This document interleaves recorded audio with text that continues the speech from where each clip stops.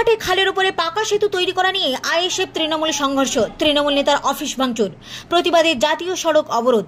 ঘটনাস্থলে তমলুক থানার বিশাল পুলিশ বাহিনী।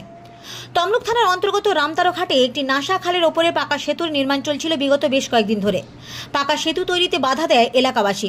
তাদের দাবি, আশেপাশের প্রায় 4-5টি গ্রামে নিকাশির জল বেরোয় ওই নাসা খাল দিয়ে। এলাকাবাসীর আরও অভিযোগ, পাকা সেতুর নির্মাণ যারা করছিলেন তারা বিজেপি এবং আইএসএফ সমর্থক।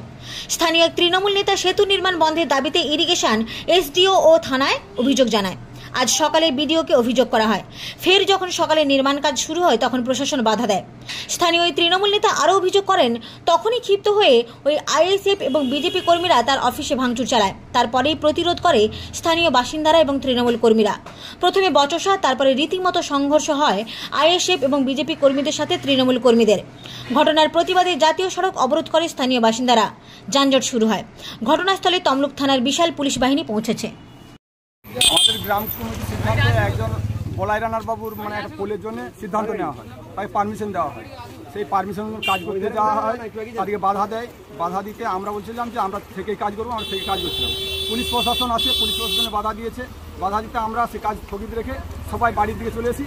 থানায় যাওয়ার ডেকেছিল, আমরা থানায় রওনা হওয়ার জন্য সবাই বাড়ির দিকে এসেছিলাম।